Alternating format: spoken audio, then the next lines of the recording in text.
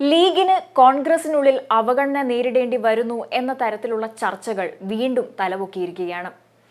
എംപിയായി സത്യപ്രതിജ്ഞ ചെയ്തതിനു ശേഷം ആദ്യമായി കേരളത്തിലെത്തിയ പ്രിയങ്ക ഗാന്ധിയെ സ്വീകരിക്കാൻ ക്ഷണിക്കാത്തതിൽ ലീഗിൽ അതൃപ്തിയുണ്ട് എന്ന തരത്തിലാണ് പുറത്തുവന്ന വാർത്തകൾ വ്യക്തമാക്കുന്നത്. കരിപ്പൂരിൽ വിമാനത്താവളത്തിൽ പ്രിയങ്ക ഗാന്ധിയെ സ്വീകരിക്കാനെത്തിയത് കോൺഗ്രസിന്റെ നേതാക്കൾ മാത്രമായിരുന്നു.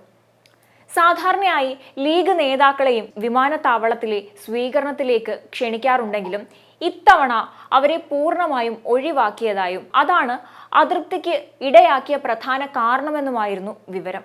AICC അധ്യക്ഷനായ മല്ലികാർജുൻ ഖാർഗെ, പ്രിയങ്ക ഗാന്ധി, രാഹുൽ ഗാന്ധി, സോണിയാഗാന്ധി തുടങ്ങിയ പ്രമുഖ നേതാക്കൾ കരിപ്പൂർ വിമാനത്താവളത്തിലെത്തുമ്പോൾ PK കുഞ്ഞാലിക്കുട്ടി, സാദിഖ് അലി തങ്ങൾ, കൊണ്ടോട്ടി MLA എന്നിവരെയാണ് ക്ഷണിക്കാറുള്ളത്. ലോക്സഭയിലേക്ക് വൻ വിജയം സമ്മാനിച്ച വോട്ടർമാരോട് നന്ദി പറയാനാണ് പ്രിയങ്ക ഗാന്ധി രാഹുൽ ഗാന്ധിക്കൊപ്പം വീണ്ടും വയനാട്ടിലേക്ക് എത്തിയിരിക്കുന്നത്. എന്നാൽ പ്രിയങ്കയുടെ പരിപാടിയുടെ വിവരങ്ങൾ മുന്നണിയിലെ പ്രധാന ഘടകകക്ഷിയായ തങ്ങളെ അറിയിച്ചില്ലെന്ന് ലീഗ് ആരോപണമുന്നയിച്ചു എന്ന വാർത്തകൾ സജീവമായിരുന്നു. UDF വയനാട് ലോക്സഭാ മണ്ഡലം തിരഞ്ഞെടുപ്പ് കമ്മിറ്റി ചെയർമാൻ ലീഗ് നേതാവായ അബ്ബാസ് അലി തങ്ങളാണ്.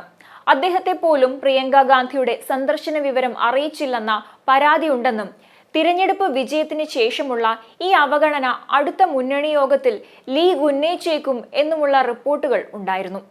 മാത്രമല്ല, പ്രധാനപ്പെട്ട നേതാക്കളെല്ലാം തന്നെ, അതായത് PK കുഞ്ഞാലിക്കുട്ടി, സാദിഖ് അലി തങ്ങൾ തുടങ്ങി ലീഗിന്റെ പ്രമുഖ നേതാക്കളുടെ അസാന്നിധ്യം വലിയ രീതിയിൽ തന്നെ ചർച്ച ചെയ്യപ്പെട്ടിരുന്നു. പക്ഷേ ആ വാർത്തകളിൽ കഴമ്പില്ല എന്ന് തന്നെ പറഞ്ഞുകൊണ്ട് പ്രിയങ്ക ഗാന്ധിയെ അനുകൂലിക്കുന്നവരുമുണ്ട്.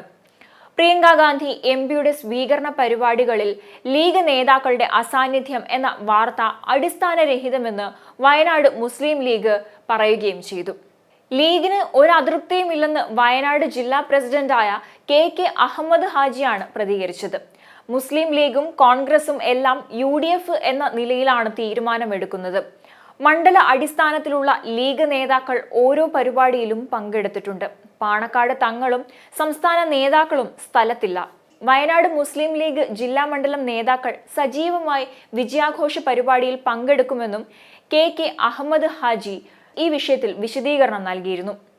പക്ഷേ മുൻപ് ലോക്സഭാ തിരഞ്ഞെടുപ്പ് സമയത്ത് വയനാട്ടിൽ രാഹുൽ ഗാന്ധി മത്സരിച്ചപ്പോൾ രാഹുൽ ഗാന്ധിയുടെ പ്രചരണ പരിപാടികളിൽ നിന്ന് ലീഗിന്റെ കൊടി ഒഴിവാക്കിയത് വലിയ രീതിയിൽ വാർത്തയും വിവാദവുമൊക്കെ ആയിരുന്നു. തിരഞ്ഞെടുപ്പിൽ ഏറ്റവും കൂടുതൽ കോൺഗ്രസിനെ പ്രതിരോധത്തിലാക്കിയ ഒരു വലിയ ആരോപണം തന്നെയായിരുന്നു ലീഗിനെതിരെയുള്ള കോൺഗ്രസിന്റെ അവഗണന. എന്നാൽ അത്തരം ആരോപണങ്ങളെ എല്ലാം അതിജീവിച്ച് 3,64,422 വോട്ട് നേടി രാഹുൽ ഗാന്ധി വയനാട്ടിൽ ജയിച്ചപ്പോൾ റായ്ബറേലി നിലനിർത്താൻ വേണ്ടി രാഹുലിന് വയനാട് ഉപേക്ഷിക്കേണ്ടി വന്നു. ഈ സാഹചര്യത്തിലാണ് പ്രിയങ്ക ഗാന്ധി വയനാട്ടിലേക്ക് എത്തുന്നത്. അങ്ങനെ കോൺഗ്രസിന്റെ അഭിമാന മണ്ഡലമായ വയനാട് മണ്ഡലം പ്രിയങ്ക ഗാന്ധിയിലൂടെ നിലനിർത്തിയപ്പോൾ വീണ്ടും ലീഗിന് അതൃപ്തി, ലീഗിനെ അവഗണിക്കുന്നു എന്ന തരത്തിലുള്ള വാർത്തകൾ പൊങ്ങി വരികയാണ്.